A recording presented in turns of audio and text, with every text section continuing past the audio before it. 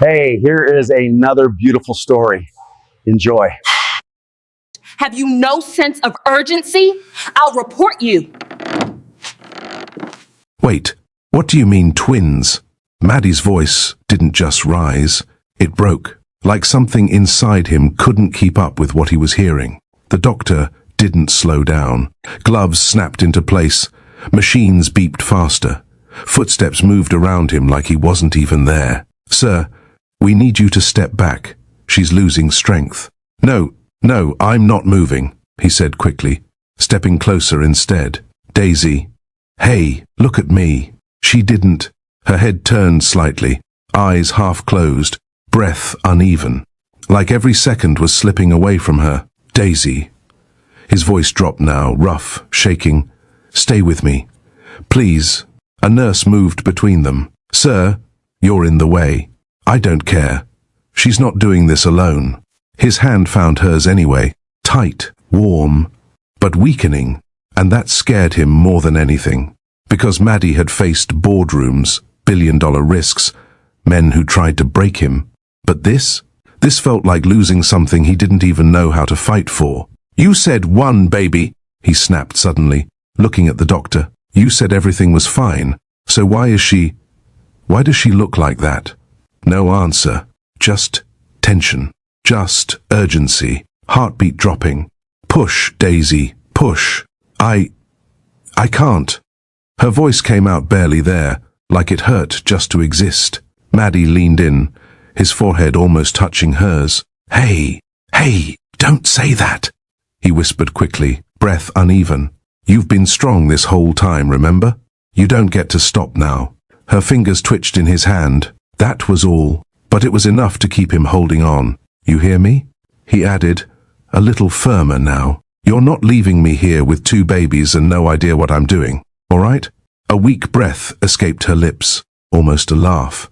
Almost, and for a second, just a second. The room didn't feel so heavy. Then, push! Her grip tightened suddenly. Pain surged across her face, and Maddie felt it, every bit of it. Yeah, that's it," he said quickly, voice softer now. "I'm right here. I'm not going anywhere." The first cry came sharp, loud, alive. Maddie's head snapped toward the sound. That's my baby." But before anyone could answer, "Wait, there's another." His body froze. Another what? And just like that, everything changed again. The second cry came softer, but it cut deeper. Not because it was weak, but because it made everything real. Two lives. 2 tiny, fragile confirmations that everything had just changed. Maddie stood there, unmoving now, like his body had finally caught up with the moment, and didn't know what to do with it. "Sir, you have 2 healthy boys." He didn't respond, didn't even blink, just stared. Like if he looked away, something might disappear. 2, he repeated under his breath. The word felt unfamiliar, heavy, earned. His hand slowly left Daisy's, but only because a nurse gently guided him aside. "They need to clean her up." "Is she?" He started, but the rest didn't come out. The doctor nodded once. "She's stable." A breath left him. Sharp, quiet, almost like it had been trapped in his chest this whole time. Okay, that one word carried everything he couldn't say. Relief, fear, something deeper. Something he hadn't felt in years. He stepped back, pulling his phone out with slightly unsteady fingers, not to call anyone else, just one person. The screen lit up, ringing, once, twice, then Lady Grace appeared, soft lighting behind her, calm, composed, unaware that everything had already shifted. "My son," she said gently, a small smile forming. "You called so late. Is everything?" Maddie didn't let her finish. He turned the camera slightly. 2 tiny figures, wrapped, moving, crying, alive. Her smile widened instantly. Oh my goodness," she whispered, hand rising to her mouth. "You finally—" She paused, blinking quickly. You finally gave me heirs." The word hung there. Heirs. The very thing that had followed him his entire life, pressed on him, demanded from him, and now they were real. Maddie swallowed, his grip tightening slightly on the phone. "Yeah," he said quietly. "I did." There was pride in his voice, but something else too, something softer. Lady Grace leaned closer to her screen, eyes shining now. "They're beautiful. Look at them," she murmured. "My grandsons." Then, a shift, subtle. Her expression sharpened, just a little. "Who is the mother?" The question came calmly, but it wasn't light.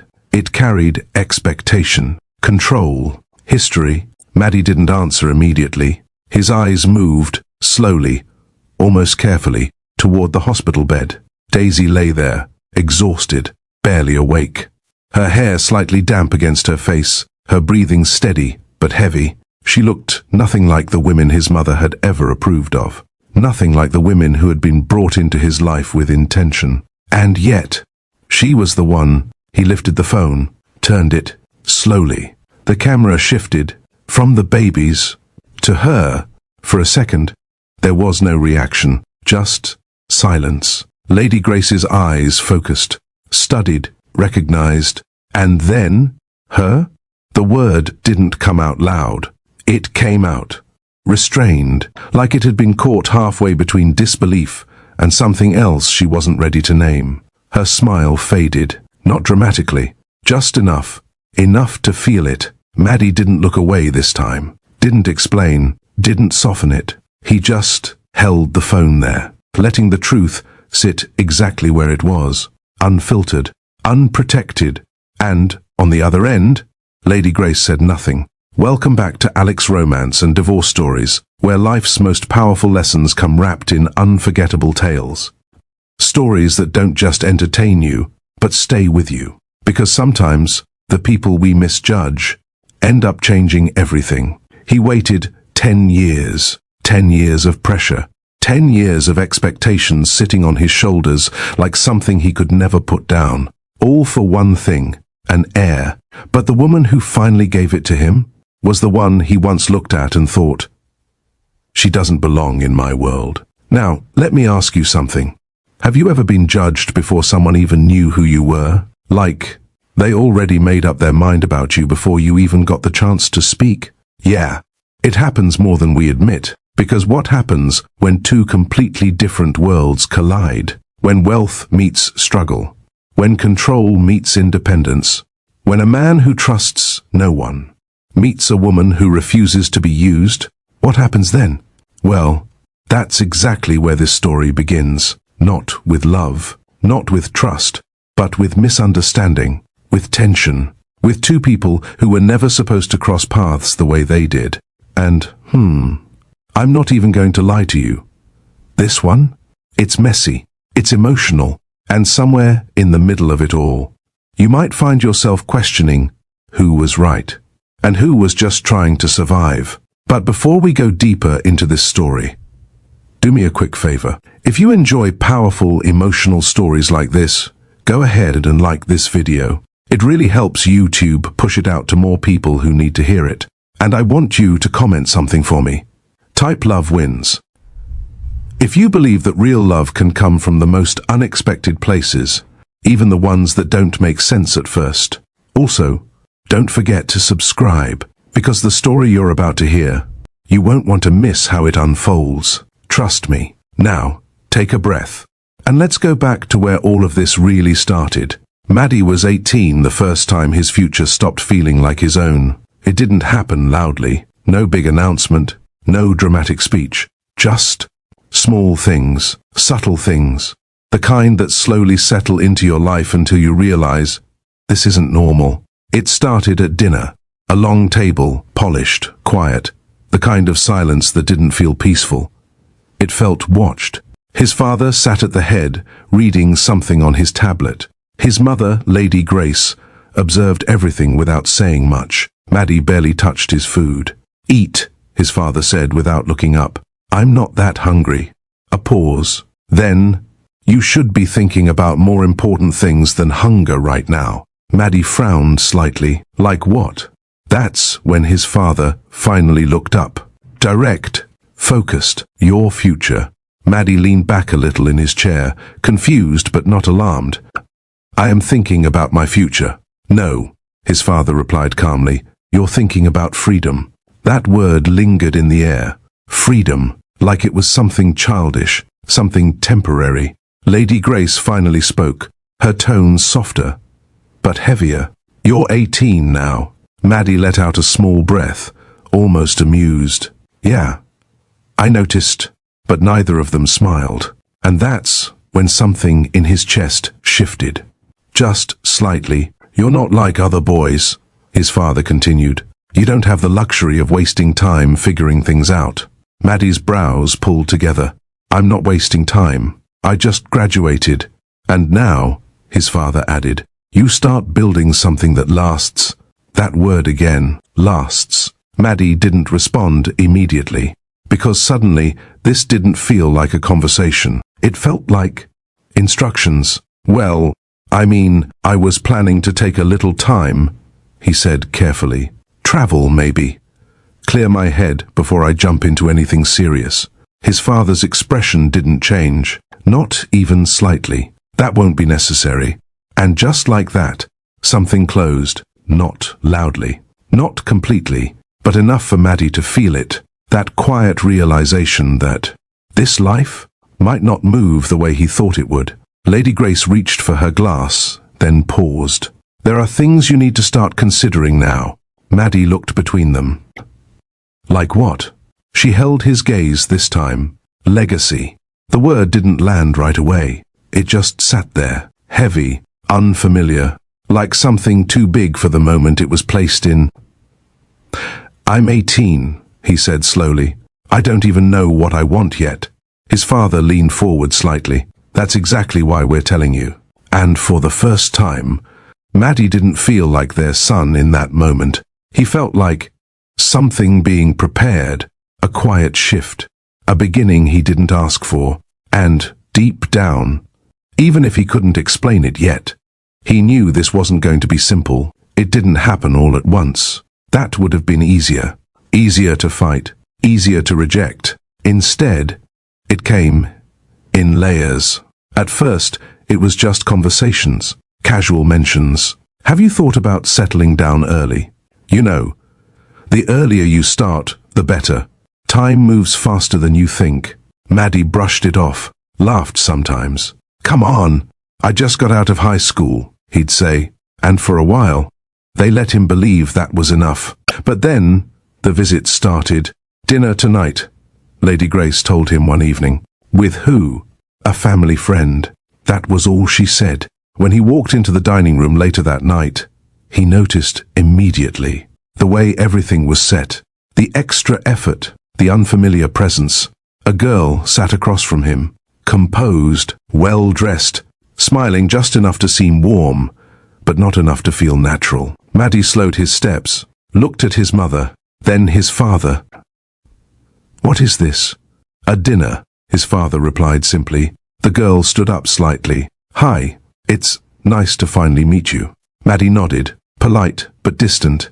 Yeah, you too. But his eyes went back to his parents, and this time, he understood. Seriously? He muttered under his breath. Lady Grace gave him a look.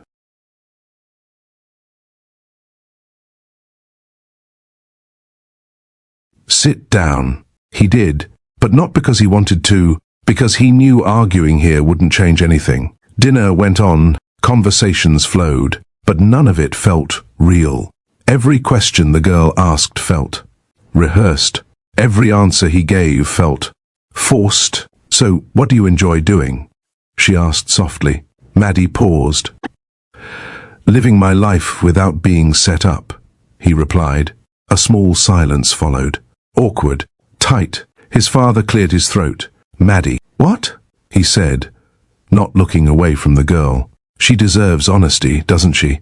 The girl shifted slightly, clearly uncomfortable now. Lady Grace stepped in gently. Let's not make this unpleasant. But it already was. After dinner, Maddie didn't wait. He found his parents in the living room. What was that? His father didn't seem surprised. An introduction? No. Maddie shook his head. That was an arrangement. A brief pause. Then, well, his father said, get used to it. That landed harder than expected. You're serious? Very. Maddie let out a breath, running a hand through his hair. I'm not doing this. His mother's voice came softer this time, but firm. You don't have to decide anything now. Then why start now? He pushed back, and that's when it came. Clear, direct, unavoidable. Because we don't have time to waste. Maddie blinked. What does that even mean? His father held his gaze.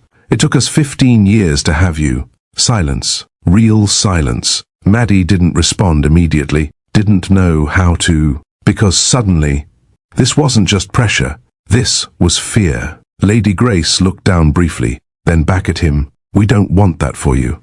And for the first time, he saw it. Not control, not manipulation, but something else, something heavier. Fear of time, fear of ending without something continuing. But that didn't make it easier. So you're just going to decide my life for me? He asked quietly. No, his father replied. We're guiding it. Maddie shook his head slowly. That's not guidance. And as he walked away, he felt it. That pressure, not loud, not aggressive, but constant, like something sitting on his chest. That wasn't going anywhere. The number stayed with him. 15 years. It sounded simple when his father said it. Just a number, just time. But the more Maddie thought about it, the heavier it became. 15 years of waiting. 15 years of trying. 15 years of silence in a house built for generations. That night, he couldn't sleep. His room overlooked the estate. Wide, quiet, untouched. The kind of place people dream of. But for the first time, it didn't feel like a dream. It felt like something that expected something back. He sat on the edge of his bed, staring at nothing in particular. 15 years, he muttered under his breath, trying to imagine it, trying to understand it. But he couldn't. Not fully. A soft knock came at his door. Before he could respond, it opened. Lady Grace stepped in. She didn't say anything at first, just walked in slowly, like she didn't want to disturb something already fragile. You're still awake, she said quietly. Maddie didn't look at her. Yeah, couldn't sleep. She nodded slightly and moved closer, sitting beside him. For a moment, neither of them spoke. Then, it wasn't easy, she said. Maddie's eyes shifted toward her. What wasn't? She didn't answer right away. Her fingers rested lightly against each other, like she was choosing her words carefully, waiting for you. That landed differently this time, not like before, not like a statement, more like a memory she never fully let go of. We tried everything, she continued softly. Doctors, treatments, prayers, hope, disappointment. Her voice trailed for just a second, then steadied again. Every year felt longer than the last. Maddie swallowed, his posture shifting slightly. He had never heard her talk like this before. Not openly, not like it mattered this much. There were moments we thought. She paused briefly, then shook her head. Never mind. Maddie frowned. Thought what? She gave a small, distant smile. That it might not happen for us. Silence filled the room again. But this time, it wasn't empty. You were everything, she added quietly. When you finally came, it felt like time gave us a second chance.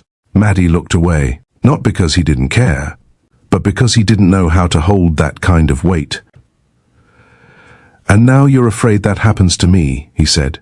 Lady Grace didn't hesitate. Yes, no softness, no hesitation, just truth. We don't want you to go through that, she continued. We don't want you to wake up one day and realize time has already taken too much. Maddie let out a slow breath, leaning back slightly. But that doesn't mean I rush into something I don't even understand. She turned to him fully now. It means you start thinking about it now. That word again. Thinking, planning, preparing, not living. Maddie rubbed his hands together, eyes fixed on the floor. It's like, you're already planning my future without me in it. Lady Grace's expression softened. "You are in it," she said gently. "We're just trying to make sure it doesn't fall apart before it begins." That didn't comfort him. Not really, because deep down, he was starting to realize something. This wasn't just about fear anymore. This was about control over time, over legacy, over what came after them. And, somehow, he had become the center of it. After that night, things changed. Not dramatically, not in a way anyone would notice from the outside. But for Maddie, it was clear. The introductions didn't stop. They increased. Different girls, different families, different dinners, same intention. At first, he resisted openly. Short answers, detached presence, barely engaged. But that only made things tighter. "You don't have to like every one of them," his father said one evening. "Then why keep bringing them?" Maddie replied, "Because one of them will matter."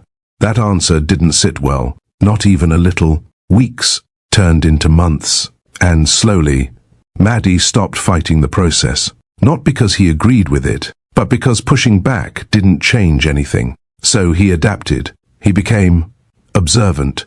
He started noticing patterns, the way conversations were guided, the way certain topics always came up. Family, stability, future, children.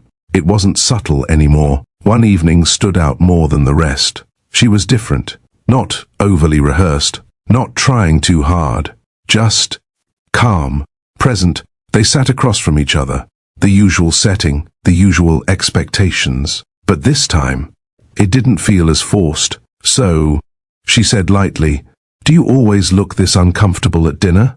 Maddie blinked, caught off guard. "Is it that obvious?" She smiled slightly, a little. He leaned back, studying her. "You're not asking the usual questions. What, like, where do you see yourself in 5 years?" She teased. "Exactly." A small silence passed, but this one felt easier. "Well," she continued, "I figured if I'm going to sit here, I might as well talk to you like a person." That line stayed with him, because for the first time, it didn't feel like a setup. It felt close to normal, and that's how it started. Not with love, not even with intention, just less resistance. Maddie didn't realize it then. But that moment, that slight shift, would lead him into something he wasn't ready for. Something that would test everything he thought he understood about trust. And by the time he saw it clearly, it would already be too late. At first, it didn't feel like the others. Maddie almost didn't notice when things started to shift, because by then, he had already learned how to sit through conversations without being in them, smile when expected, respond when necessary, leave without attachment. But with her, it was different. It didn't start with pressure, didn't feel arranged, didn't feel like something placed in front of him. It started quietly, another dinner, another introduction, but this time, she didn't rush, didn't try to impress him, didn't ask the usual questions. "So, do you always look like you'd rather be anywhere else?" she asked, tilting her head slightly. Maddie blinked, caught off guard. "Is it that obvious?" She gave a small shrug, only a little. Something about that felt normal, not calculated, just easy. And that was new. They didn't rush into anything. No sudden closeness, no expectations. Just conversations that stretched longer than planned. From dinner to walks around the estate, from short exchanges to late-night talks that didn't feel like obligations. Maddie found himself staying longer than he needed to, listening more than he usually would. One evening, they sat outside, the air cool, the estate quiet. "You don't talk about yourself much," she said. Maddie leaned back slightly. "There's not much to say." She raised a brow. "That's not true." A small pause. Then, "Well, I guess I just don't see the point," he admitted. "In what?" "Letting people think they know me." She studied him for a second, not judging, not pushing, just observing. "Maybe you haven't met the right person yet," she said softly. That line stayed with him longer than it should have, because, for the first time, he didn't dismiss it. And slowly, without realizing it, Maddie started letting his guard down. Not completely, not all at once, but enough. Enough to start looking forward to seeing her, enough to notice when she wasn't around. Weeks turned into months, months into something more defined, and before he fully understood how, 2 years had passed. 2 years of consistency, 2 years of what felt like stability, something he hadn't experienced since the pressure began. By the end of the first year, Maddie stopped questioning it, not because he was naive, but because nothing about her gave him a reason to doubt.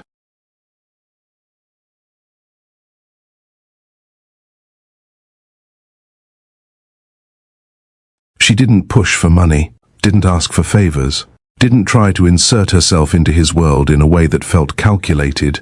She just stayed, and that alone was enough to break through the walls he had built. "Well, I guess you're not as bad as I thought," he said one afternoon, a faint smile on his face. She looked at him sideways. "Wow. That's the nicest thing you've ever said to me." He let out a quiet breath. Don't get used to it. But the truth?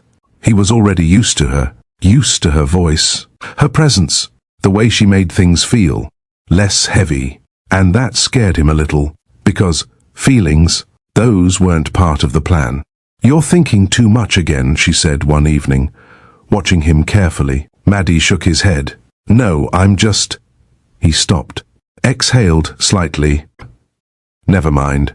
She leaned forward just a little. "Say it." A brief pause. Then, "I don't trust things that feel this easy."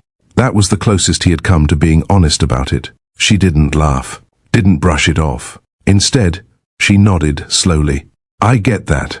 That response disarmed him more than anything else, because she didn't try to convince him, didn't try to prove anything. She just stayed, and over time, that consistency turned into belief. Maddie started letting her into parts of his life he kept closed. Not everything, but enough. Family conversations, business pressure, the weight he carried.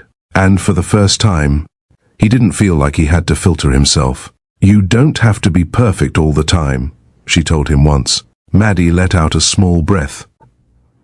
"I know." But the way he said it, he didn't really believe it. Still, he stayed, because being around her felt real, and after everything he had seen, everything he had experienced, that was enough.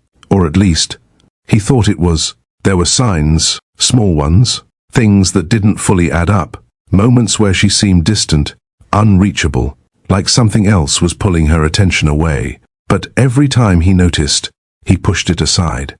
"It's nothing," he told himself quietly once, shaking his head, because believing her was easier. And for a while, he let himself live in that belief, until it gave him something to lose. Daisy didn't grow up around silence, not the quiet kind Maddie knew. Her world was louder, not always in sound, but in pressure. A small home on the south side of Chicago, walls that had heard too many arguments, too many late-night worries spoken in hushed voices that weren't as quiet as people thought.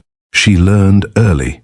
Life doesn't slow down for you to catch up. You either keep moving, or you get left behind. Her mother worked long hours, 2 jobs, sometimes 3, not because she wanted to, but because there was no other option. "Don't depend on anybody," her mother would say, tying her hair back before rushing out. "People leave. Bills don't." Daisy used to sit at the edge of the couch, watching her go, not asking questions, not complaining, just absorbing. By the time she was 13, she already knew how to take care of herself. Cooking, cleaning, looking after her younger sister when things got tight. There wasn't room for softness, not the kind that made you vulnerable. School was just something to get through, not because she wasn't capable, but because survival always came first. "You're smart," one of her teachers told her once. "You could do more."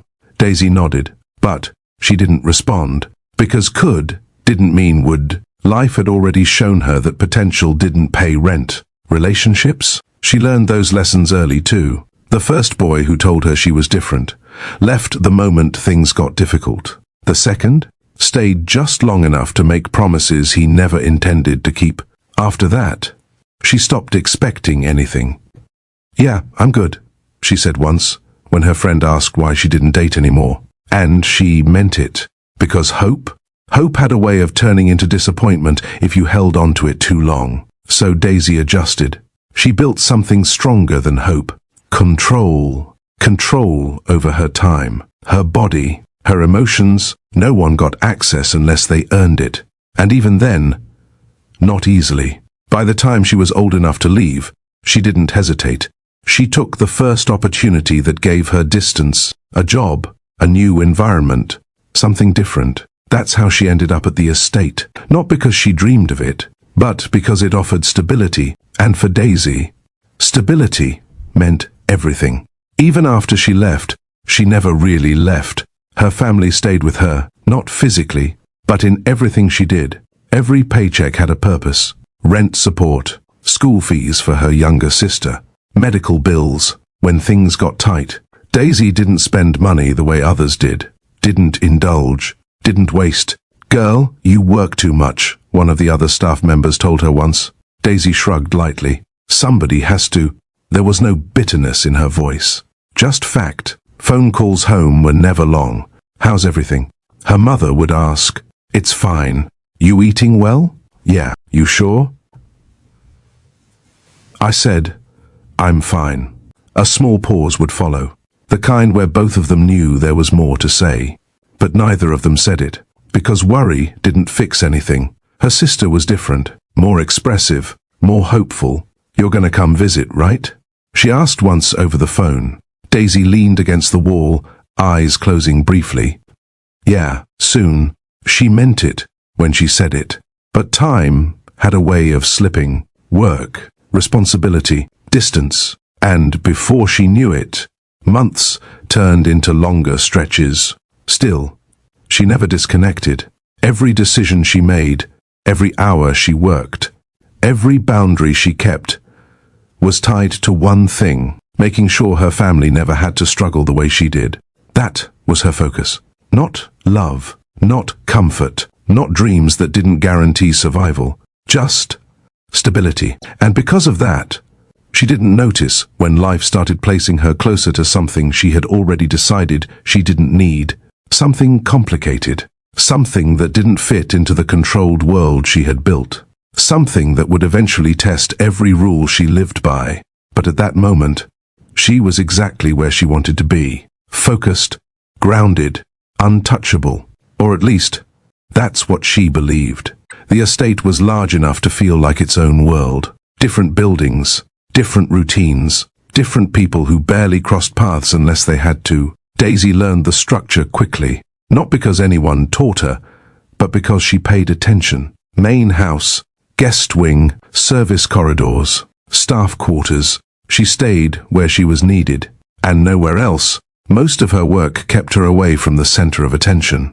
Cleaning, organizing, assisting where things needed to be done quietly and efficiently. No mistakes, no delays, no unnecessary conversations. That's how she operated. Daisy, one of the senior staff, called out one morning, "Make sure the west hallway is done before noon." She nodded once. "It will be." No extra words, no complaints. She moved through the halls like she belonged there, but also like she didn't need to be seen. And that made her different, because some of the others, they lingered, watched, talked about the family, talked about the lifestyle, talked about things that didn't concern them. Daisy didn't. If she entered a room, it was for a reason. If she left, it was because her work was done. No curiosity, no interest in stepping beyond her role. Even when conversations drifted toward the people who lived there, she stayed quiet. "You've never even seen him up close?" One of the workers asked her once. Daisy glanced up briefly. "Seen who?" "The son, the CEO." "You've been here this long and never—" She shook her head slightly. "I'm here to work."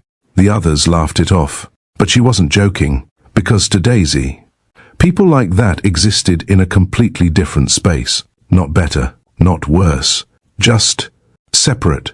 And she preferred it that way. It kept things simple. She woke up early, finished her tasks, returned to the staff quarters without lingering. Routine, structure, distance, that's what kept her grounded. There were moments, brief ones, when she noticed the contrast: expensive furniture, wide spaces, rooms bigger than her entire home growing up. But instead of feeling drawn to it, she felt something else: detachment, because none of it belonged to her, and she had no interest in pretending otherwise. "It's not my world," she said quietly once, more to herself than anyone else. And she meant it. So she stayed in her lane, did her work, kept her head down, and over time, that made her invisible. Not because she lacked presence, but because she didn't seek it. Daisy didn't avoid attention out of fear. She avoided it by choice. There's a difference. Fear makes you shrink. Choice makes you steady. And Daisy was steady. She knew how attention worked. It started small. A conversation, a glance, a moment that didn't seem important at first. Then it grew. Questions, assumptions, expectations, and eventually, it turned into something harder to control. She had seen it happen before. Back home, even in small ways. So she set boundaries early, clear ones. She didn't flirt, didn't entertain unnecessary conversations, didn't give people reasons to misunderstand her intentions. "Why are you always so serious?" Another worker asked one afternoon. Daisy didn't even look up from what she was doing. "I'm not serious. I'm focused." A small pause. Then, "That sounds the same to me." She gave a slight shrug. "Then you're not paying attention." That was Daisy. Not rude, not cold, just firm. And that firmness kept people at a distance, which was exactly what she wanted. Because attention, especially in a place like this, came with assumptions. And Daisy had worked too hard to let anyone define her by something she wasn't. She wasn't there to be noticed, wasn't there to be chosen, wasn't there to be pulled into a world that didn't understand her. She was there for one reason: work. Everything else? Irrelevant, even when moments presented themselves. Moments where she could have stepped forward. She stepped back instead, not out of insecurity, but out of clarity. "Keep it simple," she reminded herself once, adjusting her uniform slightly, because simple meant safe, and safe meant control. And control was the one thing she refused to lose. So she stayed unnoticed, uninvolved, unreachable, and in a place where everyone was watching something. No one was watching her, which made what was about to happen next even more unexpected, because the one person who would eventually see her was the last person she ever planned to cross paths with. And when that moment came, nothing would stay simple again. That night didn't feel important at first. It was quieter than usual, not peaceful, just empty. Most of the staff had taken a short break, a scheduled rotation, fewer footsteps, fewer voices, fewer eyes watching everything. The estate, for once, felt still. Daisy noticed it the moment she stepped into the main hallway. "It's too quiet," she muttered under her breath. Usually there was movement, someone passing by, a door opening, low conversations in the distance. But now, nothing. She adjusted the tray in her hands and kept walking. Her steps steady, measured. Routine didn't change just because the house felt different. Lady Grace still needed her evening check-in, medication, tea, a quick update before the night settled. Daisy had been assigned to her more frequently over the past few weeks. Not because she asked, but because she was reliable. And in a place like this, reliability mattered more than personality. She reached the door and knocked lightly. "Ma'am?" No response. She paused, knocked again, a little firmer this time. "Ma'am, it's Daisy." Still nothing. A small crease formed between her brows. That wasn't normal. Lady Grace wasn't the type to ignore routine. Daisy shifted slightly, then reached for the handle. "Ma'am, I'm coming in." The door opened slowly. The room was dim, lights low, curtains slightly drawn, and for a second, everything looked fine, too fine. Then she saw her, Lady Grace was seated near the edge of the bed, one hand gripping the sheet tightly, the other pressed against her chest, her breathing uneven, shallow. Daisy froze for half a second, just long enough to recognize this wasn't normal. "Ma'am?" she called softly, stepping forward. Lady Grace didn't respond immediately. Her head tilted slightly, eyes unfocused.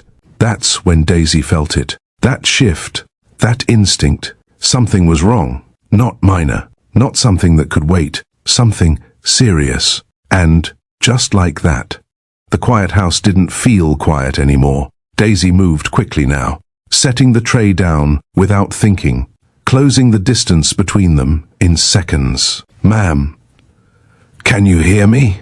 No clear response, just a faint movement. Her hand tightened slightly against her chest, then slipped. Her body leaned forward, then gave in. "Ma'am!" Daisy caught her just before she hit the floor. Barely. The weight shifted into her arms. Unexpected, heavy. "Stay with me. Stay with me," Daisy said quickly, lowering her carefully. Her mind was already racing. Pulse, breathing, position. She had seen things like this before. Back home, moments where hesitation made things worse. So she didn't hesitate. Okay, look at me," she said, adjusting Lady Grace slightly. "Breathe. Just breathe." But the breathing didn't stabilize. It stayed uneven, weak. Daisy's chest tightened, not from fear, but from urgency. "All right, we're not doing this here," she muttered, standing up quickly. Her eyes moved around the room. Phone. No, too slow. She needed help. Now, and with the house nearly empty. That meant finding whoever was closest. Daisy rushed toward the door, her steps faster now, sharper. The hallway stretched out in front of her. Quiet. Still, but not for long. "Hello?" she called out, voice cutting through the silence. "I need help." Now. No immediate response. Her heartbeat picked up. Not panic, not yet, but close. "Come on," she muttered, moving faster. She turned the corner, and that's when she saw him. A man, sitting, calm, relaxed, on a seat meant for staff. And in that moment, Daisy didn't think, didn't question, didn't analyze. She reacted. "Why are you just sitting there? Move." Her voice snapped through the air, sharp, commanding, and just like that, everything shifted.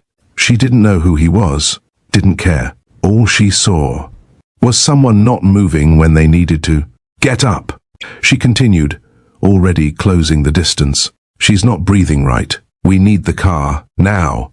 Maddie looked up, caught between confusion and surprise, because no one talked to him like that. And yet, she didn't hesitate, didn't soften, didn't step back. "You're too slow," she snapped, grabbing his arm briefly. "Go!" And for the first time in a long time, Maddie didn't question it. He stood, and he moved, not because he was told to, but because something in her voice left no room not to. And right there, in the middle of urgency and misunderstanding, something unplanned began. Not attraction, not yet, but something close to it. A moment where control shifted, where roles blurred, where two people who lived in completely different worlds suddenly stood in the same one, and neither of them knew it yet. But that moment would change everything. The moment he stood, Daisy didn't wait. Keys. Where are the keys? She fired quickly, already turning back toward the hallway. Maddie blinked once, still catching up. What?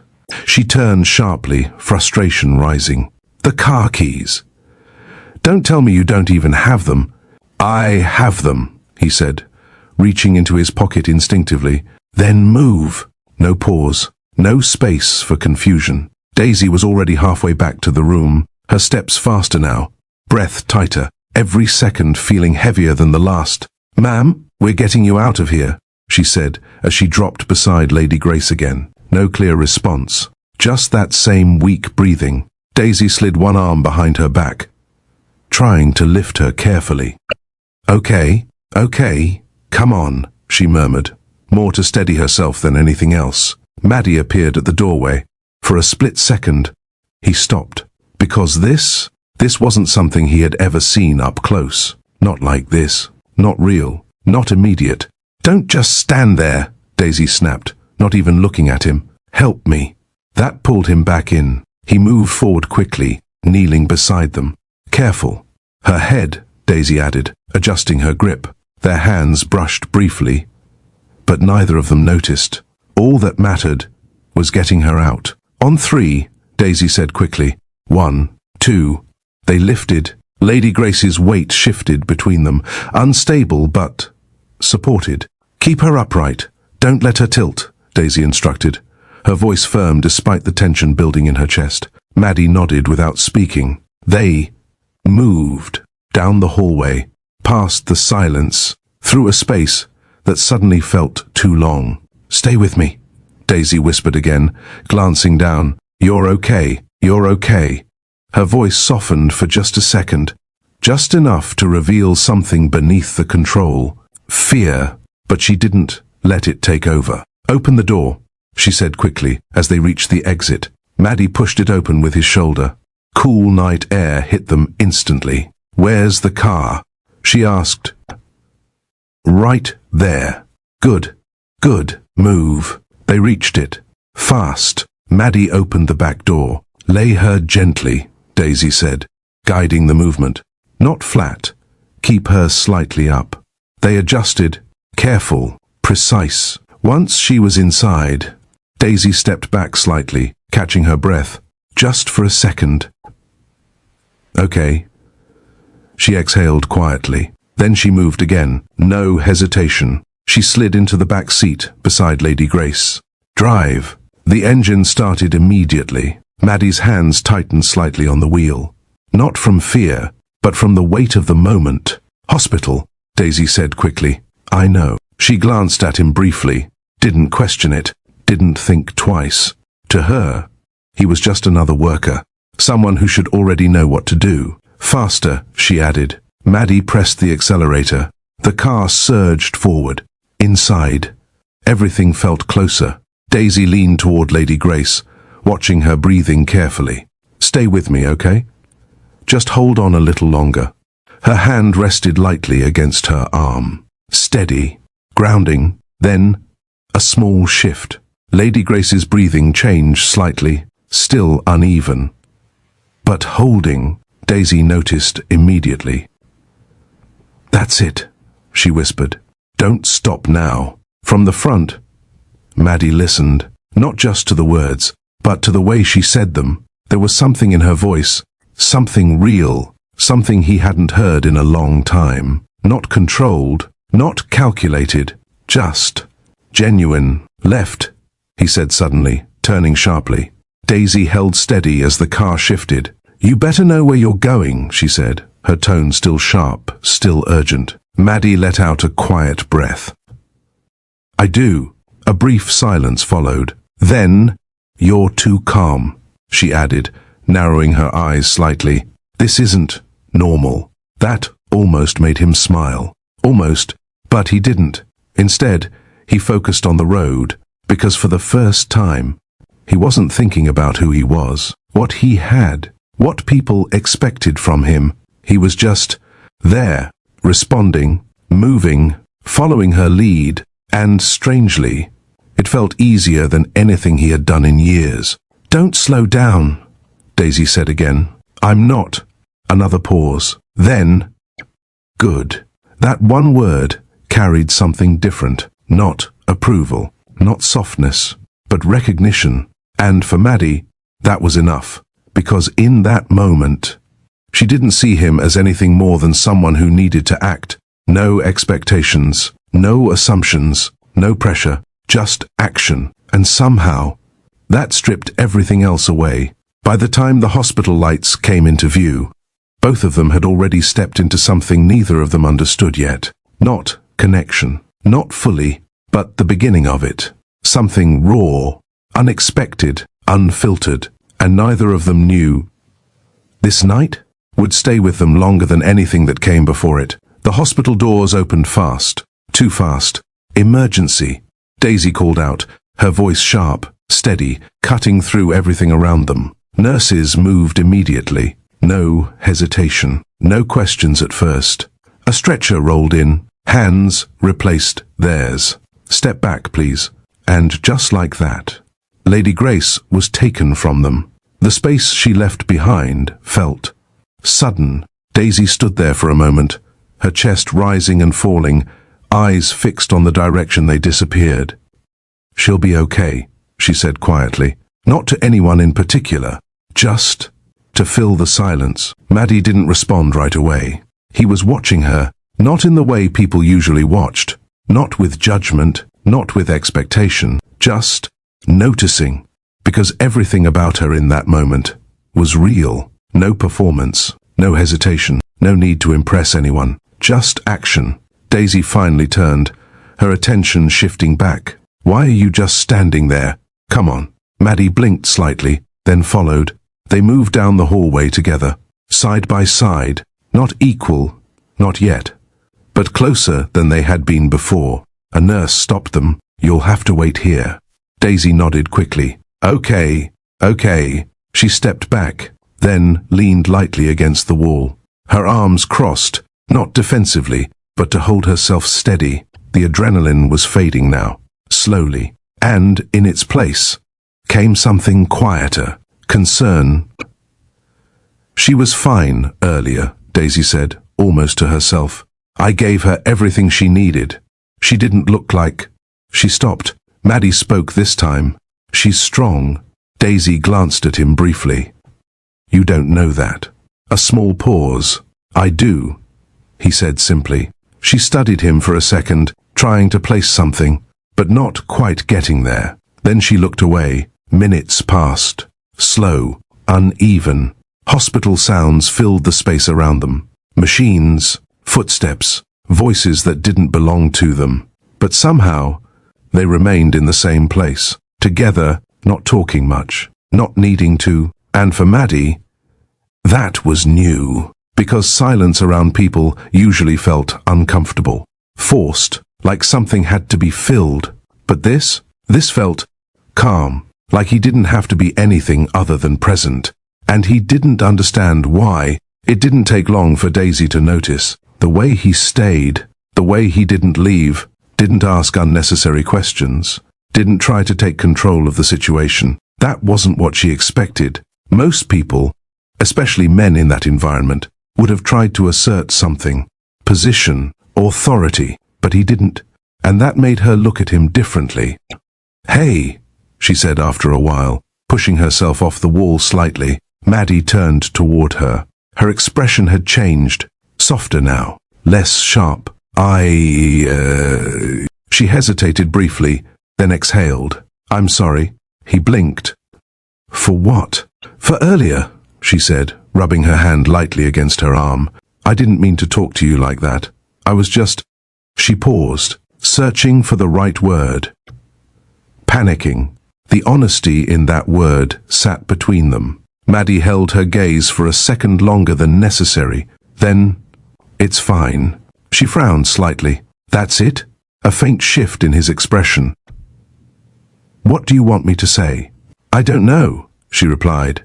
Most people would have said something by now. He let out a quiet breath. "I'm not most people." That caught her attention, not because of what he said, but how he said it. Simple, no effort to impress, just fact. Daisy tilted her head slightly, studying him again. "Still," she added, "I shouldn't have assumed." Maddie shrugged lightly. "You needed help." "You got it." Another pause. Then, "You moved fast," she said. He glanced at her. "You told me to." That almost made her smile. Almost. "Well, yeah," she admitted, a small breath leaving her. "But not everyone listens like that." Maddie didn't respond immediately, because something about that felt strange, being seen like that, for something simple. "Guess I didn't have a reason not to," he said finally. Daisy nodded slowly, and for a brief moment, the tension between them shifted. Not gone, but lighter, more open. "Thank you." she added quietly. And that one? That one landed differently, because it wasn't rushed, wasn't automatic.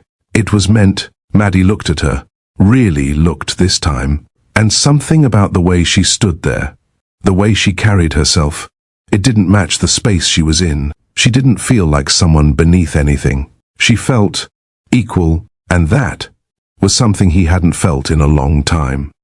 Yeah, he replied softly, and for the first time that night, everything slowed. Not the situation, not the outcome, but the space between them. Something had shifted, not obvious, not loud, but real, and neither of them tried to stop it. Time moved differently in that hallway. Not faster, not slower, just stretched.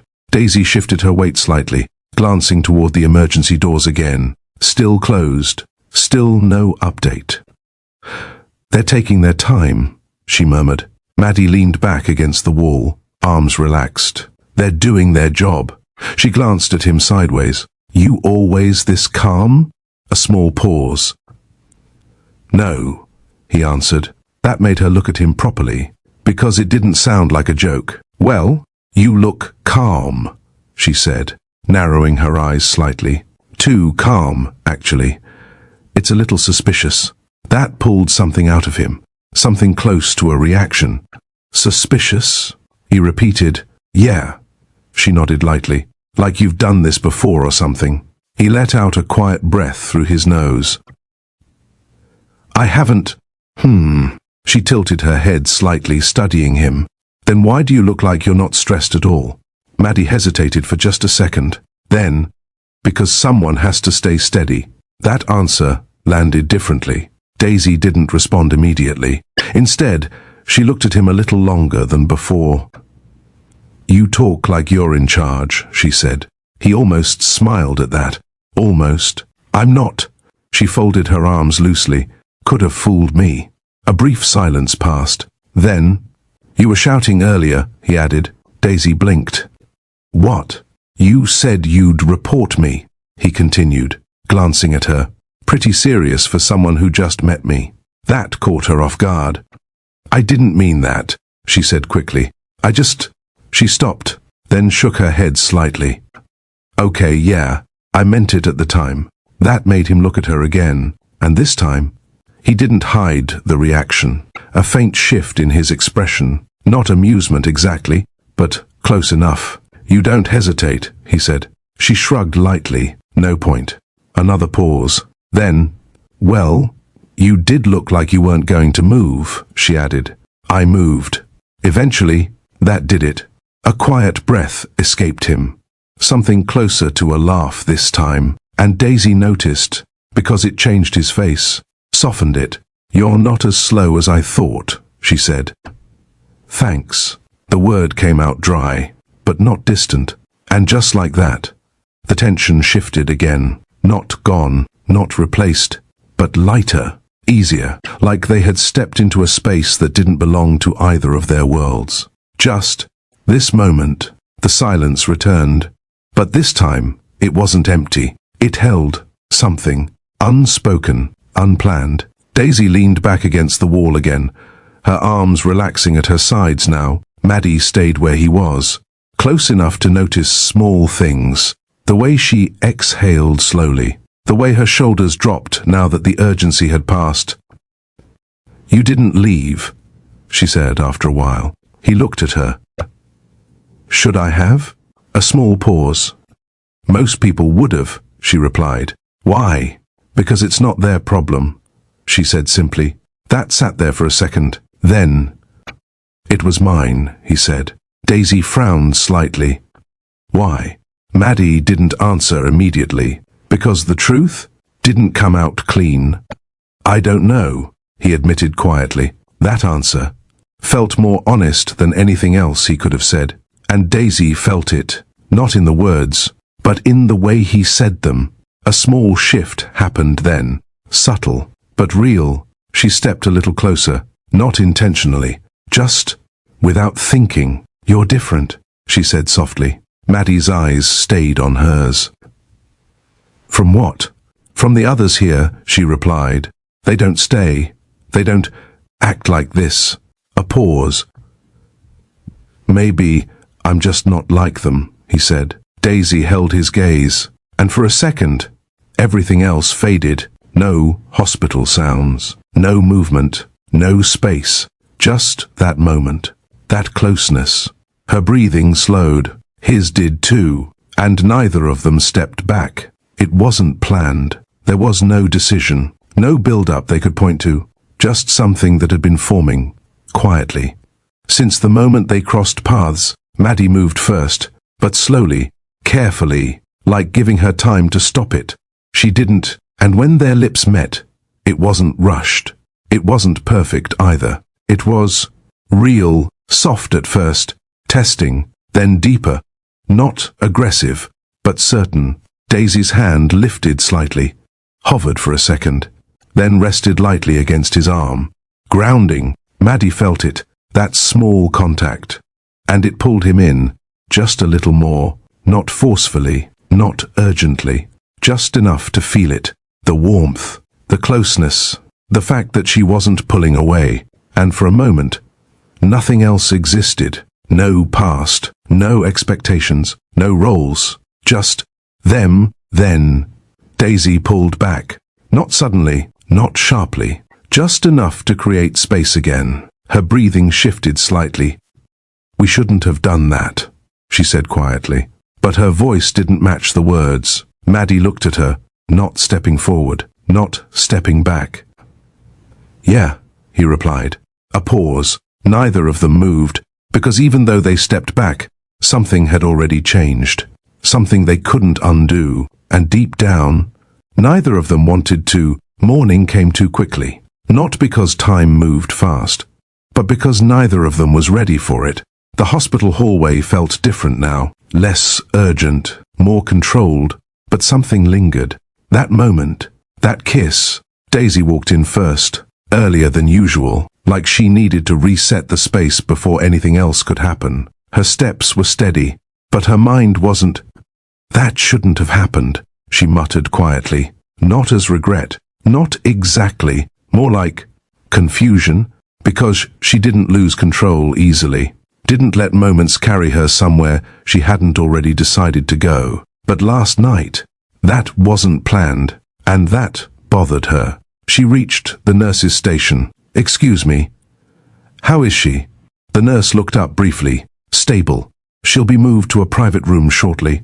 Daisy nodded once. "Thank you." Relief came, but it didn't settle, because now there was something else she had to face. Him. She turned slightly, and there he was, already there, leaning casually near the hallway, like he hadn't left, like nothing had changed. But everything had. Their eyes met, and for a second, neither of them spoke. "You're here early," he said. Daisy folded her arms lightly. "I work here. This is normal for me." A small pause. "Right," he nodded. The conversation didn't flow the same way it did the night before. There was awareness now, of what happened, of what it meant, or didn't mean. Daisy looked away first. "About last night," she started. Maddie didn't interrupt. She exhaled slowly. "That shouldn't have happened." There it was, clear, direct, but her voice wasn't as firm as her words. Maddie studied her for a moment. "Do you regret it?" That question sat between them. Daisy didn't answer immediately, because the truth wasn't simple. "I don't mix things like that with work," she said, instead.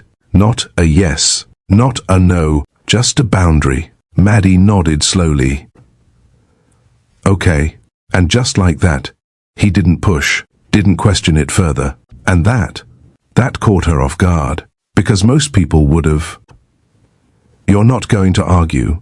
she asked. He shook his head lightly. "What's the point?" That answer landed quietly, and for a moment, the tension softened again. Not gone, but controlled. They stood there, close, but not as close as before, because now there was something unspoken between them, and neither of them knew where to place it. The shift didn't come gradually. It came all at once. Daisy Her name echoed softly from down the hallway. She turned immediately. Lady Grace stood there, stronger than the night before, still recovering, but upright, composed. "Ma'am," Daisy said quickly, moving toward her. "Are you all right?" "I'm fine," Lady Grace said gently.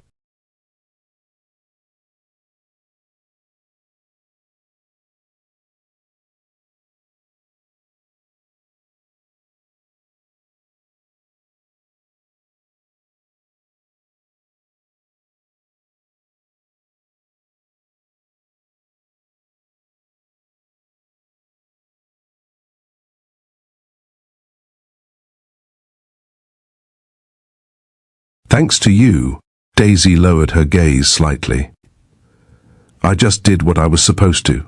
Lady Grace studied her for a moment, not just looking, observing. "You did more than that," she said. Then, her attention shifted, past Daisy, to him, and in that moment, everything changed. "My son," Lady Grace said, her tone warm, proud. Daisy's body stilled. "You're what?" Her eyes moved, slowly, from Lady Grace to him, and suddenly, everything from the night before replayed. The commands, the tone, the way she spoke to him. Her grip tightened slightly at her sides. "No," she whispered. Maddie didn't move, didn't interrupt. He just watched, as realization settled across her face, clear, sharp, unavoidable. "That's my son," Lady Grace repeated calmly, and just like that, the ground beneath Daisy shifted, her breath caught, her posture changed. The space between them felt different now, not equal, not neutral, defined. I didn't," she started, her voice breaking slightly. She stepped back, then forward again, unsure. "I didn't know," she said quickly. "I swear, I didn't know who you were. I just thought—" She stopped, because the explanation didn't matter. The damage was already done. Without thinking, she dropped. Her knees hit the floor. "I'm sorry," she said quickly, her voice tight now. "I didn't mean to disrespect you. I wouldn't have—" "Stand up." Maddie's voice cut through it. Not harsh, not loud, but firm. Daisy froze. "I said, stand up," he repeated. She hesitated, just for a second, then slowly rose. Her eyes didn't meet his. "I didn't know," she said again, quieter now. Maddie looked at her, really looked this time, and something in his expression shifted. Not anger, not disappointment. Something else, something he hadn't expected to feel. "I know," he said. That was it. No lecture, no correction, just acceptance. And somehow, that made it worse, because now, Daisy didn't just feel embarrassed, she felt exposed, and for someone like her, that was something she couldn't ignore. From that moment on, everything between them changed, not because of what happened, but because of what she now knew and what she believed it meant. After that moment, Daisy changed, not suddenly, not in a way others would notice, but to Maddie, it was obvious. She stopped looking at him, not completely, but enough to make it clear. Whenever he entered a space, she found a reason to leave. Whenever their paths almost crossed, she adjusted hers. Subtle, controlled, intentional. It wasn't fear, it was distance. And Daisy was very good at creating distance. "Daisy," one of the staff called out from down the corridor. "Can you check the guest wing?" "I'll take care of it," she replied quickly, already moving. Maddie watched from the far end of the hallway. She didn't even glance his way, not once. And that bothered him more than it should have, because the night before, she saw him not as a title, not as a name, just as a man. And now, that version of him didn't exist to her anymore. "So, that's it?" he muttered under his breath.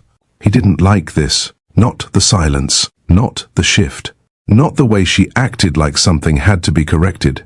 Because to him, nothing about that moment felt wrong. But to her, everything did. Later that day, he saw her again. Brief, passing, she stepped out of a room and nearly walked into him. For a second, their eyes met, and in that second, something flickered. Recognition, memory. Then, it was gone. She stepped back immediately. "Excuse me." Her tone was polite, controlled, but distant. Too distant. Maddie didn't move right away. "You're avoiding me." She paused, just slightly, then turned back. "I'm working." "That's not what I asked." A brief silence. Daisy held his gaze this time, but not the same way she did before. Not open, not curious, guarded. "This is better," she said. "Better for who?" "For both of us." That answer felt final, and Maddie didn't like it, because it sounded like a decision he wasn't part of. She turned again, and this time, she didn't stop.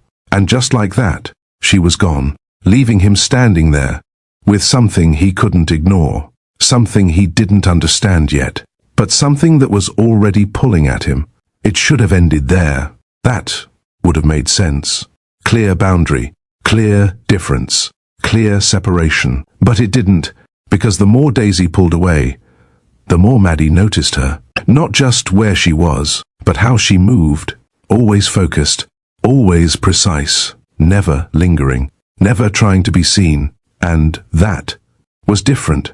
Everyone else in that house reacted to him in one way or another. Respect, curiosity, expectation. But Daisy, she didn't react at all. And that was new. "She doesn't care," he said quietly to himself one evening, watching from a distance. Not in a dismissive way, in a real way. And for some reason, that mattered more than it should have. He started noticing the details. The way she handled tasks without hesitation, the way she spoke only when necessary, the way she didn't try to impress anyone. Even when others talked, laughed, gathered, she stayed separate, not isolated, just intentional. And that control, that discipline, it drew him in, not because it was soft, but because it wasn't. "Why are you like that?" He found himself wondering once, because she didn't fit into anything he was used to. Not the women his parents introduced. Not the ones who stayed. Not the ones who tried. She didn't try. And that made him want to understand her more. Days passed, and instead of fading, that curiosity grew. He found reasons to stay in places longer, moments where their paths might cross, not forcing it, but not avoiding it either. And every time, she kept the same distance, which only made it clearer. This wasn't accidental. It was deliberate. And that shifted something in him, because for the first time in a long time, Maddie wasn't being approached. He was the one paying attention. He was the one waiting, and slowly, without fully realizing it, he started wanting something he hadn't wanted in years. Not control, not expectation, just connection. And the only person who gave him that, without even trying, was the one now keeping him at a distance, which made him certain of one thing. This wasn't over, not even close. Maddie didn't rush it. That wasn't his style, but he also didn't ignore it, because ignoring her was no longer an option. The distance Daisy created, it didn't push him away. It did the opposite. It made him pay attention, more than he intended to, more than he was used to. The first time he approached her, after everything, it wasn't planned. She was in the west hallway, alone, focused on her work. Maddie slowed his steps, watched her for a second. She hadn't noticed him yet, or maybe she had, and chose not to react. Daisy, her hands paused, just briefly, then continued. Yes? No turn, no eye contact. That alone said enough. Maddie stepped closer, not too close, just enough. We need to talk. A small pause. About what? You know what? That made her stop, slowly. She turned. Her expression was calm, but not open. I already said what needed to be said, she replied. Maddie studied her. You're pretending nothing happened. I'm not pretending, she said. I'm choosing not to repeat it. That hit differently, because it wasn't denial. It was control. And Daisy held onto control like it was the only thing keeping her steady. "You don't get to decide that alone," Maddie said. Her eyes sharpened slightly. "I do when it involves me." A brief silence, the air between them tight. "You felt it too," he said. Not a question, a statement. Daisy didn't respond immediately, because denying it would have been a lie. But admitting it? That opened something she wasn't willing to deal with. "It doesn't matter," she said finally. Maddie stepped closer. "It does to me." That was the first time he said it like that. Clear, direct, and it caught her off guard. Not because of the words, but because of the honesty behind them. "Why?" she asked quietly. That question wasn't simple, and Maddie knew it. But instead of giving a long answer, he chose the truth. "Because you don't treat me like I'm above you." Daisy frowned slightly. "That's not something to be proud of," she replied. "No," he said. "It's something real." Another pause, and for a second, her guard slipped, just slightly, but she caught it, stepped back. "This isn't going anywhere," she said, and, before he could respond, she turned, walking away. But this time, it didn't feel final. Because now, he knew one thing for sure. She wasn't unaffected. She was resisting. And that meant there was something there. Daisy didn't change her routine. If anything, she became stricter with it, more focused, more distant. Because now, it wasn't just about avoiding attention. It was about avoiding him. And that required discipline. "Daisy, can you handle the upstairs room?" Someone called. "I've got it," she replied quickly, always moving, always occupied, always just out of reach. But Maddie didn't stop. Not aggressively, not forcefully, just consistently. He showed up where she was, not blocking her path, not cornering her, just present, and that presence made it harder for her to ignore. "Why are you doing this?" she asked one afternoon, stopping abruptly when she noticed him again. Maddie leaned slightly against the wall. "Doing what?" "This," she gestured lightly. "Showing up everywhere I am." He didn't answer immediately. Then, "Because you keep leaving." That made her jaw tighten slightly. "That's the point," she replied. "I know." A pause. "Then why keep following?"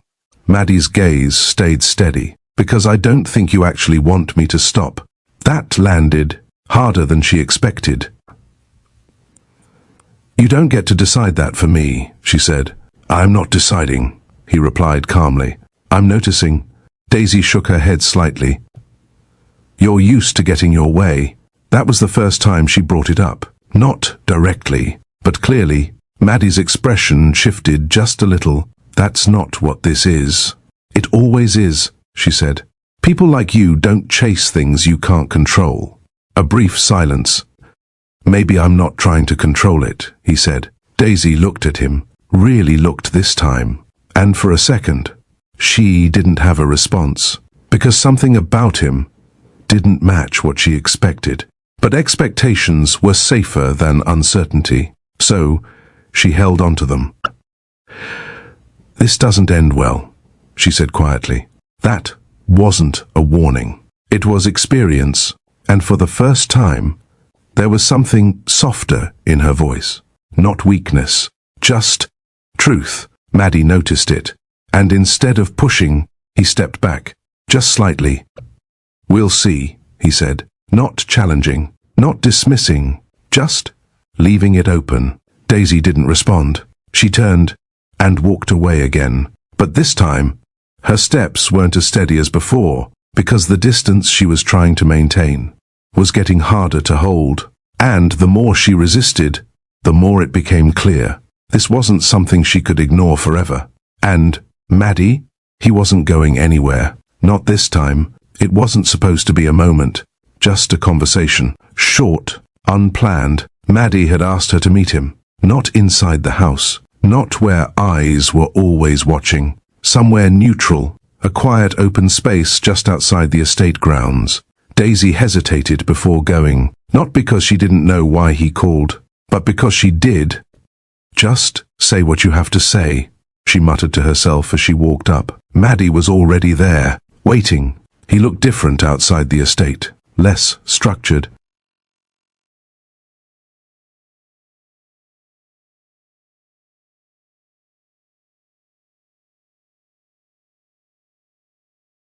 Less defined. You came, he said.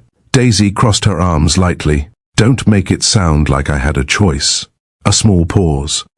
You did, he replied. She didn't respond to that, because she knew it was true. Lady Grace asked me to deliver something, he added. That made her frown slightly. What? But instead of answering immediately, he stepped closer, not invading her space, just closing the gap enough to make the moment feel intentional. You've been avoiding me, he said. Daisy exhaled slowly.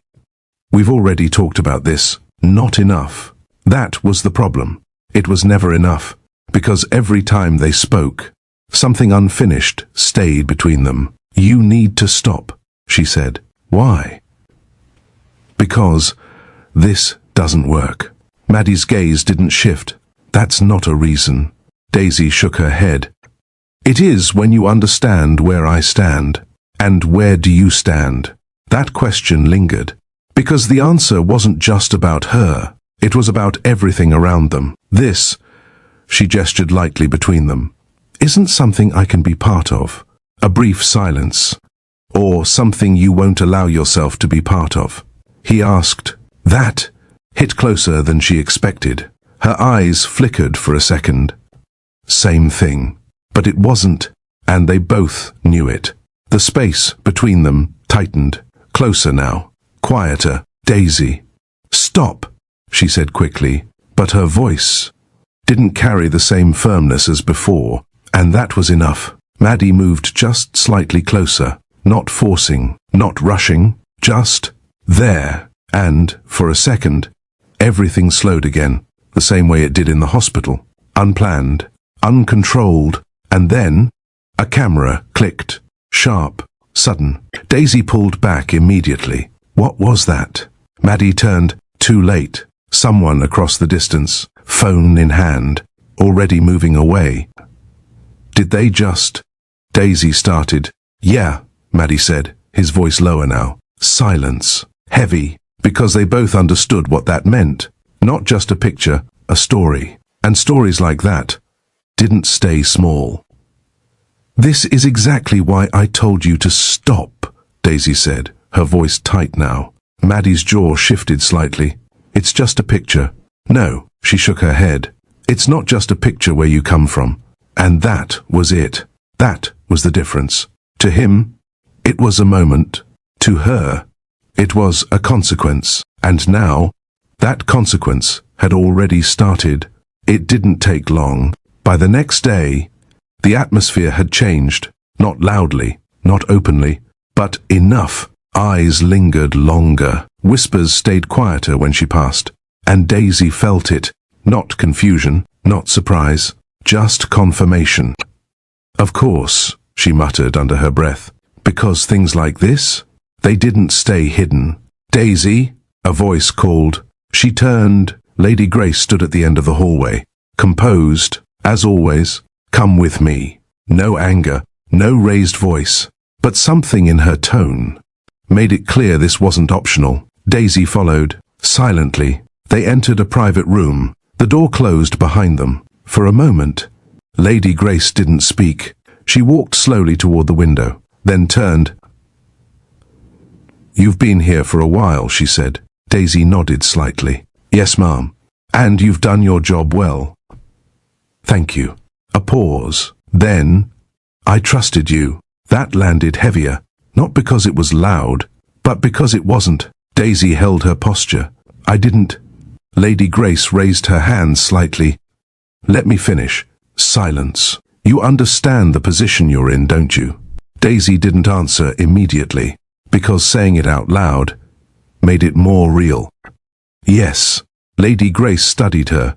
My son's life is not simple. A brief pause. And it's not something you step into without consequences. Daisy's hands tightened slightly at her sides. I didn't plan. Intent doesn't change outcome, Lady Grace said calmly. That stopped her, because it was true.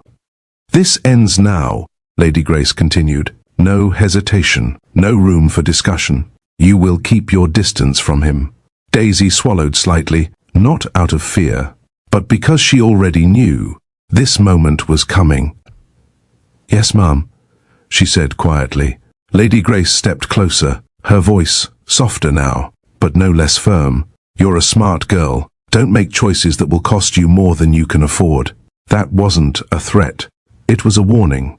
And Daisy understood it completely. She nodded once. I understand. And just like that, the line between them wasn't just emotional anymore. It was defined, clear, unavoidable. Because now, this wasn't just about them. It was about everything around them. And Daisy? She had already decided long ago.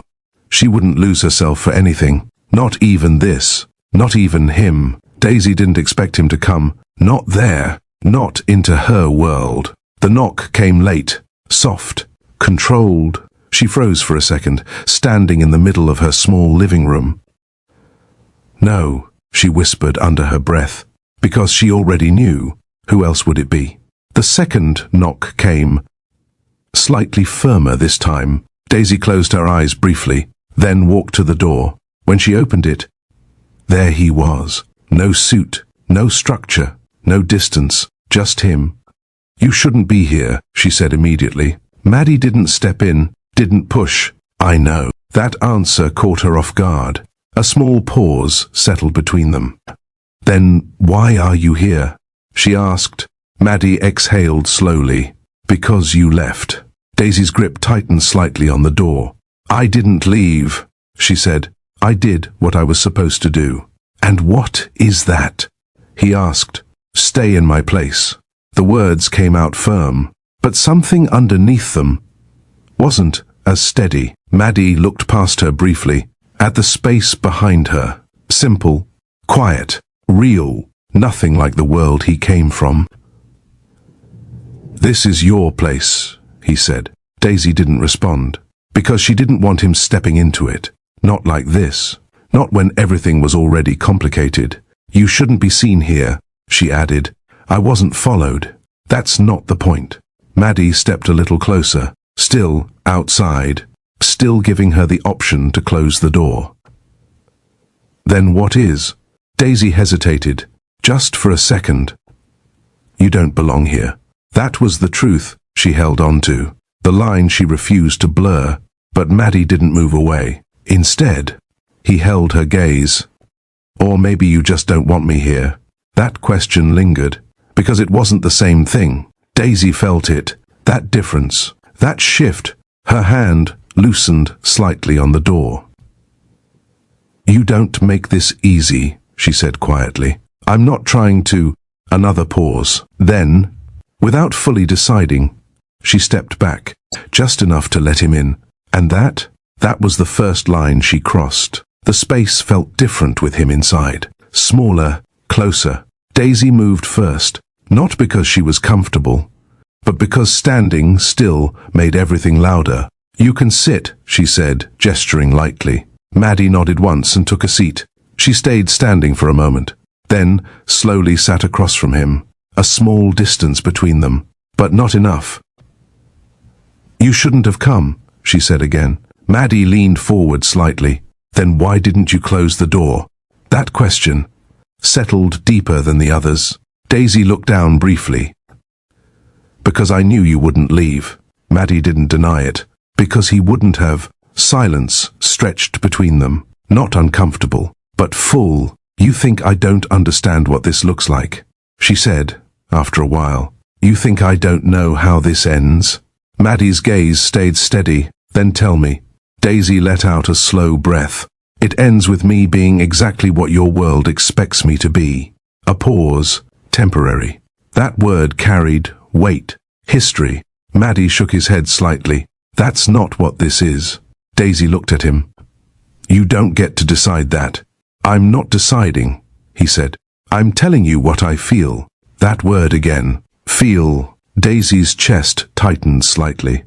Feelings don't change reality, she said. Maddie leaned back just a little. Maybe not, he admitted, but they change how you face it.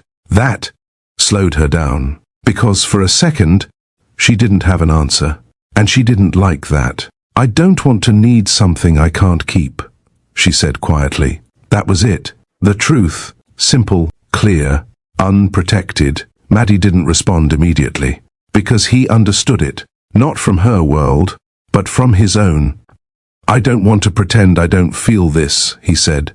Daisy's eyes lifted slowly, and this time, there was no distance in them, just conflict, because both things were true, and neither of them knew which one mattered more. The space between them shifted again, closer now, not physically, but emotionally, and that was more dangerous, because once that line moved, there was no going back to before, and deep down, they both knew it. The room felt smaller now, not because it changed, but because the distance between them had. Daisy didn't move, didn't look away, but something inside her shifted. You don't understand what it costs me to even sit here like this, she said quietly. Maddie leaned forward slightly, then, help me understand. That word again, understand. Daisy let out a slow breath. Everything I've built, she said, her voice softer now, it only works because I don't let things like this happen. A pause. I don't get distracted, she added. I don't lose control. Maddie's eyes stayed on hers. And right now, that question wasn't gentle. It was direct, and Daisy felt it, because right now, she wasn't in control, not completely. Her fingers curled slightly against her palm. This is different, she admitted. There it was. The truth she had been holding back, and once it came out, everything else followed. I don't trust this, she continued. I don't trust where this goes. I don't trust what happens after. Maddie didn't interrupt, because this mattered more than anything he could say. But I feel it, she added, her voice barely above a whisper. Silence. Heavy, real. Maddie stood slowly, not sudden, not rushed, just deliberate. He stepped closer, close enough now that the space between them felt intentional, not accidental. Daisy's breath shifted, just slightly. Don't, she said, but she didn't step back. And that said more than the word itself. Maddie stopped, just in front of her, not touching, waiting, giving her the choice, and for a moment, time held still. Daisy looked at him, really looked at him, not as a CEO, not as someone above her, just him, and slowly. Her hand lifted, rested lightly against his chest, not pushing him away, just there, feeling the steady rhythm beneath her palm. This changes everything, she said quietly. Maddie didn't hesitate this time. I know. And then, he closed the distance. The kiss wasn't rushed. It wasn't uncertain like the first time. This one was deeper, intentional. Daisy didn't pull away. Instead, she leaned into it, slowly, like she had stopped fighting something she had already lost to. Maddie's hand moved carefully, resting at her waist, not gripping, not forcing, just holding, and that gentleness, that control, it changed everything, because Daisy was used to protecting herself, used to keeping distance, used to being the one in control. But this didn't feel like something being taken. It felt like something she was choosing.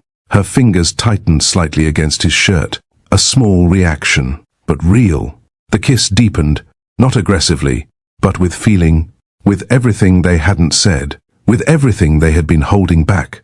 Daisy let out a soft breath against him. And that was the moment where resistance stopped, where control softened, where she allowed herself to feel. They moved slowly, no rush, no urgency, just closeness, the kind that builds, not explodes. Every touch, measured, every movement, intentional, and in that space, there was no difference between them, No class, no expectations, just two people, finding something real in each other. At one point, Daisy paused, just for a second, her forehead resting lightly against his. "I've never..." She started, then stopped. Maddie didn't move, didn't interrupt. "I've never done this before," she finished quietly. The words were soft, but clear, and everything shifted. Maddie pulled back slightly, not away, just enough to look at her. "You're serious?" Daisy nodded once. No embarrassment, no shame, just truth. And for the first time, Maddie wasn't driven by desire. He was still grounded. "You don't have to," he said. Daisy shook her head slightly. "I know." A small pause. Then, "I want to." That was the difference. Not pressure, not expectation, choice. And that changed everything for him. Because suddenly, this wasn't just intimacy. It was trust, real trust. And he treated it that way, carefully, patiently, like something that mattered, because it did. And that night wasn't about losing control. It was about giving something freely, something that couldn't be taken back. And neither of them would ever forget it. The morning after felt different, not because anything was said, but because everything had been. Daisy woke up before him, quietly, carefully. She sat at the edge of the bed for a moment, her hands resting lightly on her lap, still, thinking. "You crossed the line," she whispered to herself, not with regret, but with awareness, because now there was no pretending, no distancing what happened. It was real, and real things came with consequences. She stood slowly, adjusted herself, moved through the room like she needed to restore control. By the time Maddie stirred, she was already composed. "You're leaving?" he asked, his voice still low with sleep. Daisy didn't turn immediately. "I have work." That answer felt familiar again. Safe. Maddie sat up slightly. "Last night." "Don't," she said softly, not harsh, but firm enough to stop him. A pause. "We both knew what it was," she added. Maddie frowned slightly. "And what was that?" Daisy turned this time, her expression steady. "Something that can't continue." That landed heavier than anything else she had said, because it wasn't confusion. It was decision. Maddie watched her. "You don't get to decide that alone." Daisy held his gaze. "I do when I'm the one who loses more." Silence, because that truth wasn't easy to argue with. Before he could respond, there was a knock at the door. Sharp, unexpected. Daisy froze. "You weren't followed, right?" she asked quickly. Maddie stood. "No." Another knock, more deliberate this time. Daisy stepped back. "I'll get it." She opened the door, and everything shifted again. Lady Grace stood there, composed, controlled, like she had been expecting this moment. "May I come in?" she asked calmly. Daisy stepped aside immediately. "Yes, ma'am." Maddie didn't speak, didn't move, because he already knew this wasn't a visit. It was a decision. Lady Grace walked in slowly, her eyes scanning the space once, then settling on Daisy. "I won't take much of your time," she said. Her voice was soft, but precise. She reached into her bag and placed something on the table. A check. Daisy's eyes dropped to it briefly, then back up. "What is this?" Lady Grace met her gaze. A solution. The word sat there, heavy, clear. "I think we both understand the situation," she continued, "and I prefer to handle things cleanly." Daisy didn't move, didn't reach for it. "I didn't ask for this," she said quietly. Lady Grace nodded. "I know." A pause. "But you stepped into it." That truth was sharp, but not wrong. "You're a smart girl," Lady Grace added. "You understand what staying here leads to." Daisy's fingers tightened slightly. "And what does leaving lead to?" she asked. Lady Grace's expression didn't change. "Freedom." Another pause. "Stability." And then, opportunity.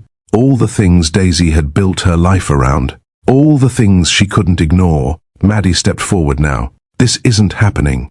Lady Grace didn't look at him. It already is. His jaw tightened. You don't get to decide this. That made her look at him, calm, unshaken. I'm not deciding, she said. I'm protecting. A brief silence. Then, both of you.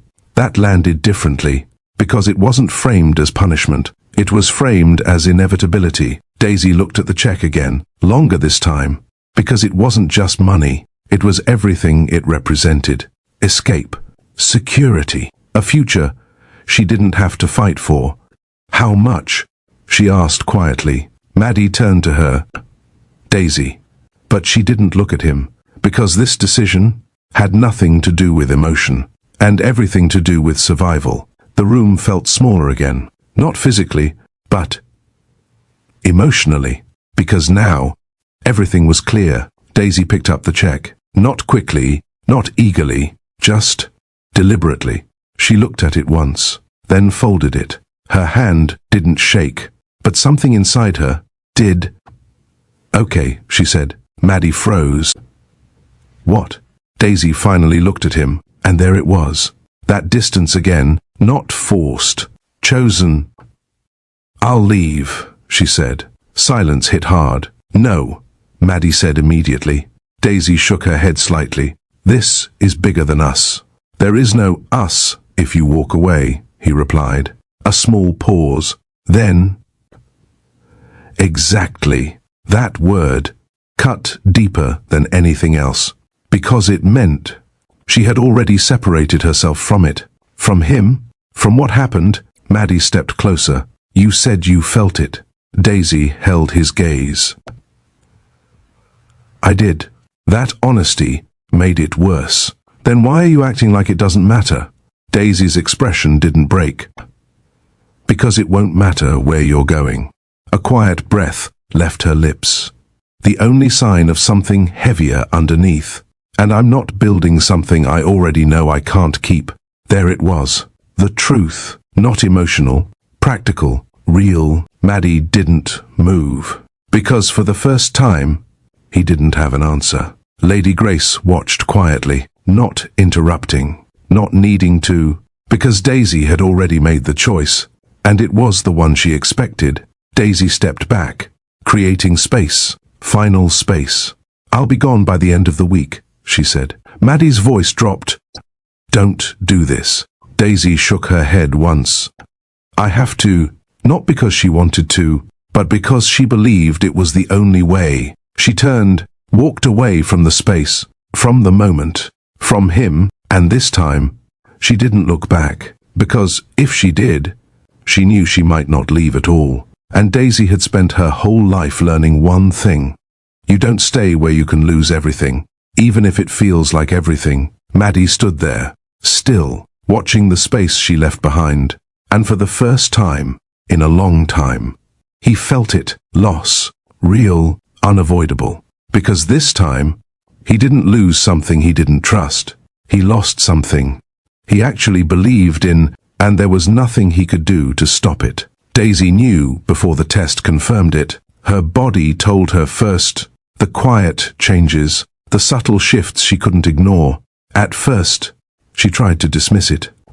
It's just stress, she whispered to herself.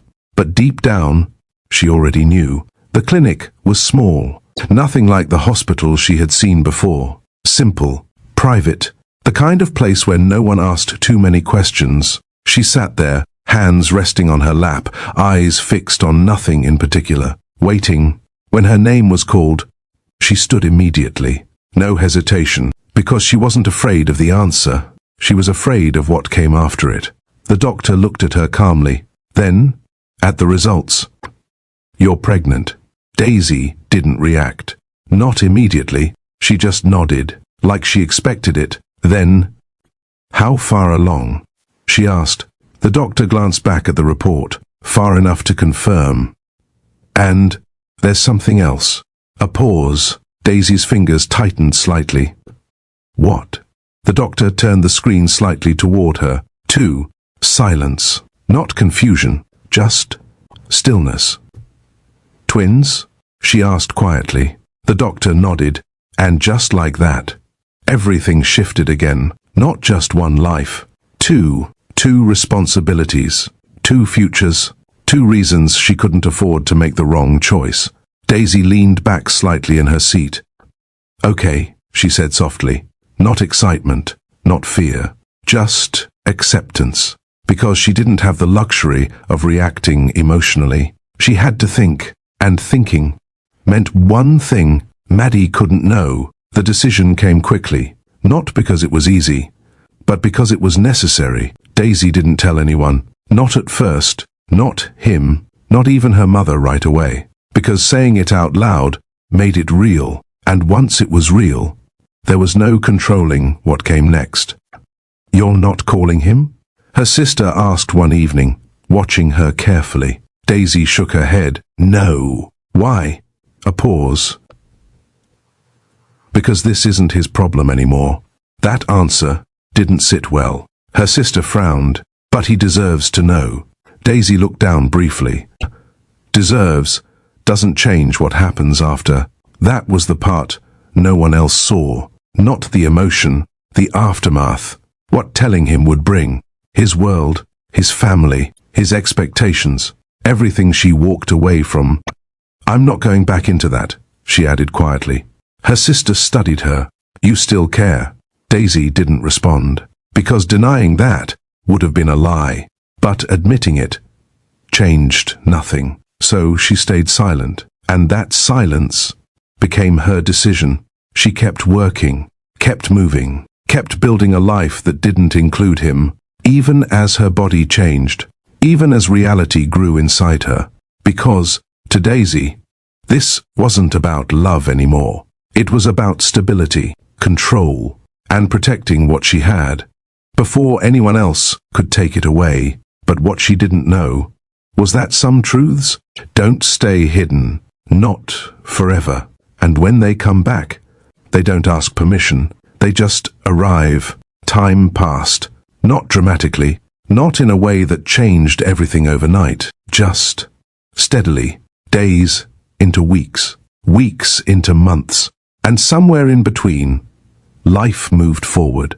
Daisy built something quiet, a small space, a routine, a life that didn't depend on anyone else. Her body changed, slowly, naturally. She adjusted, without complaint, without announcement, because that's how she had always lived.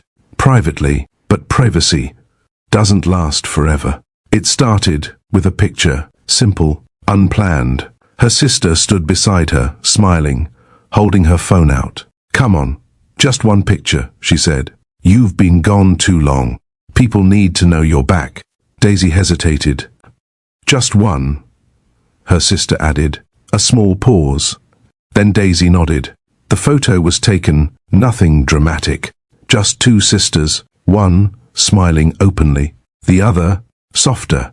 But what stood out wasn't the smiles. It was her body, the unmistakable curve that told a story she hadn't said out loud. Her sister posted it, "Welcome home, big sis. Now the family is complete." Daisy didn't think much of it, because to her, it was just a moment, but somewhere else. That moment found its way to someone who wasn't supposed to see it. Maddie wasn't looking for her, not actively, but he hadn't forgotten. He couldn't, and when the image appeared, it didn't take long for him to recognize her, even from a distance, even through a screen. "Daisy," he said under his breath. His eyes didn't move, didn't blink, because the next thing he noticed wasn't her face. It was what she hadn't told him. "No," he whispered, not disbelief, recognition, because, suddenly, everything made sense. The silence,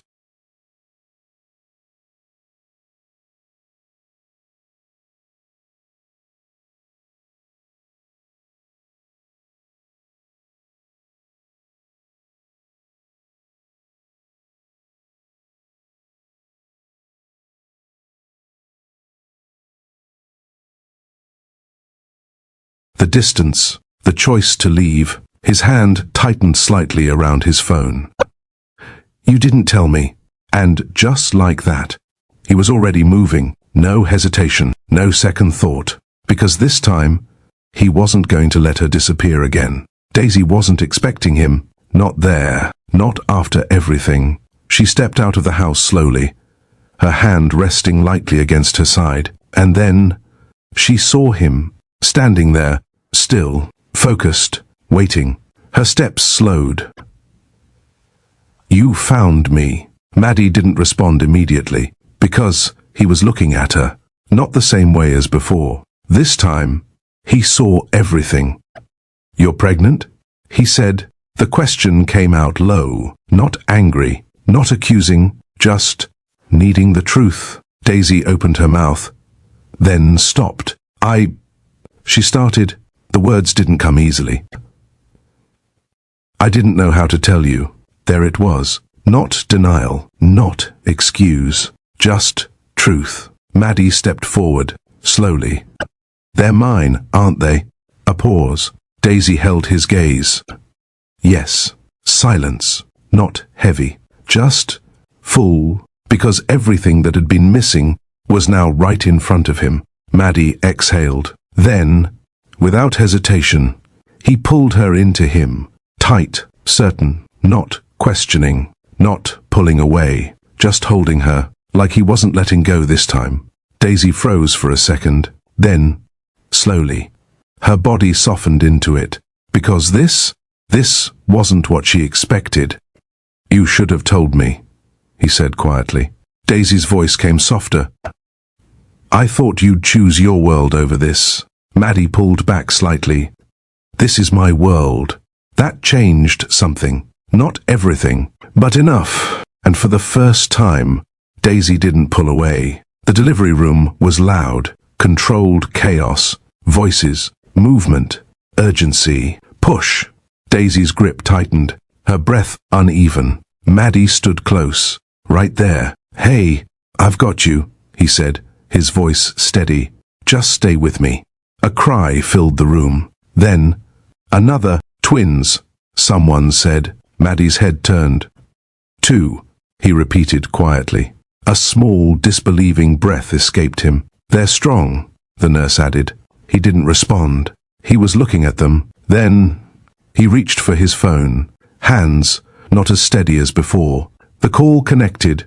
Lady Grace appeared on the screen. My son, she said softly. Maddie turned the camera. 2 small lives, wrapped, moving. Her face changed instantly.